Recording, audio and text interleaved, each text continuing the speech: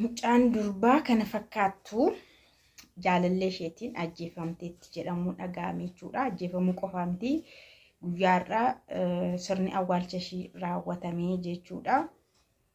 Wanti baay'ee nama dhibu ganaa umuriin ishii waggaa 19 jechuudha.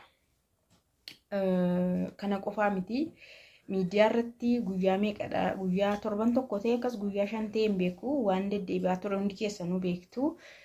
Naqamteettis wanta raawwate dhageessaniitu jechuudha. Shamarran lama ijoollee shamarran jechuun shamarran umurii shamarranii kee hangalli baay'ee underageedha. Ijoolleen sun waggaa 12 jedhaman ijoolleedha jarri. Kanaaf ijoollee durba waggaa 12 kan ta'an jechuudha. Lamaan isaanii wal bira kaa'anii ijoollee baratanii wal biratti dhiironni dabareedhaan yookaas immoo gareedhaan ta'anii gudeedan jechuudha ijoollee kana. Kan gudeedamanirra immoo kan dabareedhaan itti wal furamanii gudeedamanirra kan viidiyoo waraabaman viidiyoos waraabamanii suuraan isaanis miidiyaarra kan bahee jechuudha.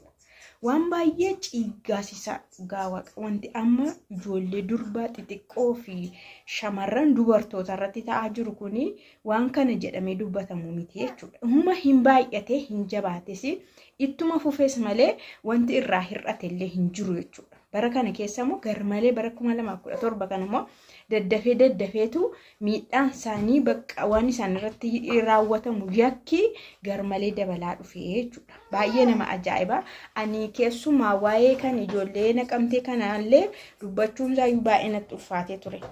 Qaatan arge Facebook irratti jalqaba silaa odeeffannoon kan argamu Facebook irrattidha. Odeeffannoon kan dafee miidiyaadha kan dafee dhufu Facebook irrattidha.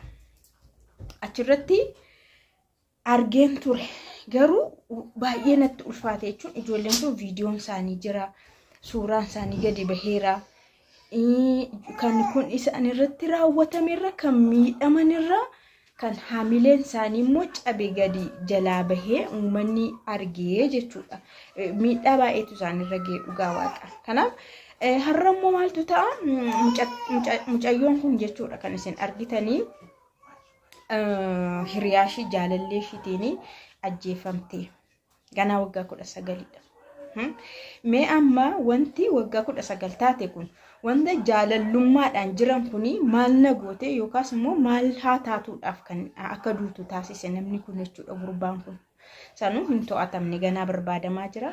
Warri kan naqamteetti kana raawwatan illee ganaa barbaadamaa jiru jechuudha. Nagaas hin gaafanne garuu nagaas hin fa'aa tokko jamtoota hordoftoota akkam jirtu nagaa keessanii nagaa galata waaqaa ta'u. Biyya keenya keessatti wanti ammas irra deddeebiidhaan dhagahamu kuni waan nuffisiisaa fi waan nama sodaachisu waan ciiggaasisaadha dhugaa dubbachuudhaa fi dhiirris obboleettii qabaa, haadha qabaa, waan dhabeen qabu bar yeroo karaa obboleettiin isaa too jirtu too haati isaa jirtu naannoo isaa too dubartiif durbi ijoolleen durbaa jiranii akkanatti waan badaa kana isaan irratti raawwatu an hin beeku akka waan humaa of harkaa hin qabne akka waan ofirra hin qabne akka waan haadha hin qabne akka waan obboleettii hin qabne yakka akkasii yeroo ijoollee durbaaf shamarran irratti raawwatu waan nama dubbachiisu hin qabu jechuudha. Kan ijoollee kan goda keenya kan naqamte kun garuu taateensa fulbaana irrattidha kan ta'e. Reefi namni sagalee ta'aaf jechuudha. Reef namni jarri sun haga amma to'atamuu dadhabnaan qabamuu dadhabnaanii miidiyaa irratti bahan jechuudha. Akka jarri sun argamaniif garuu ijoollee kana baay'ee rakkisaadha baay'ee amma isaan keessaa isheen tokko yaalii irra jirti ammallee jechuudha. Isheen tokko baay'ee miidhamteetti suuraa irratti yoo ilaaltanii viidiyoon isaanis jira suuraadhaanis jira. Egaa ijoollee durbaa waggaa 12 dhiirri itti wal furee gudeedu jechuun hammam akka ulfaatu baay'ee tokko dhugaa waaqa baay'ee ulfaataadha. Isheen tokko baay'ee miidhamteetti yaalii irra jirti. Inni kan biraa immoo suuraan isaanii viidiyoon isaanii jarittiin sun illee duubni isaanii hin mul'ata. Warri dhiiraa sun jechuudha. Karaa duubaati kan waraabame jarri duubarraan hin mul'atu garuu eenyu akka ta'an hin beekamanii. An kan jedhu biyya kana keessatti garuu seerumti sirriitti jara adabumaa dhabame. Maaliif dhabame wanti kun huma itti fufe jabaateema itti fufe bara. Jabaatee jechuun waan gaarii tokko jabeeffame itti fufuu qaba waan jedhame sappoorti godhamu wayii hin jiru akka sanaatti. Akka sanaatti kan itti fufe jechuudha. Baay'ee nama aarsa. Baay'ee nama gaddisiisa.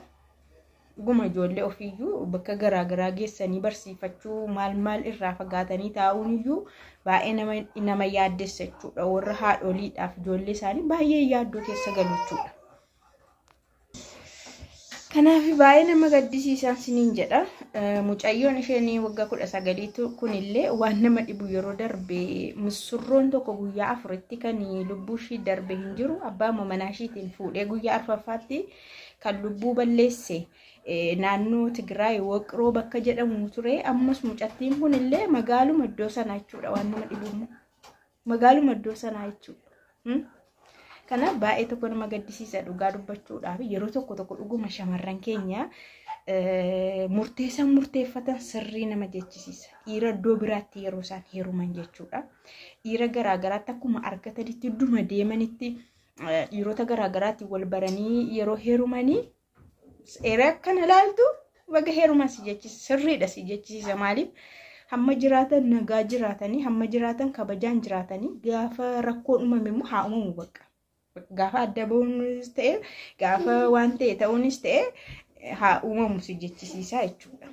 Yeroo baay'ee waan akkanaa hin balaaleffanne yoo kana argitu garuu gaafa gudeeddaa argitu gaafa ajjeesuu argitu gaafa miidhamuu dubartoota shamarranii argitu baga heeruma si jechisiisa akka kanaa jechuudha. Kun dhuguma siin jedha. Chaayinaa biyya keessannaa dhufan aadaa Itoophiyaatiin san aadaa Itoophiyaa aadaa naannoo sanaatiin aadaa Oromoo ta'e uffata Oromoo uffatee aadaa Habashaa ta'e Habashaa uffatee ijoollee keenya fuudhaa jechuudha. Yeroo kana hin deeggarta jaallattee ture du'uu wayyaare miidhamuu wayyaare gudeedamuu wayyaare dhugaa waaqa waan nama dubbachiisu miti bara. Maaliif akka isaanitti tole garuu ani hin beeku.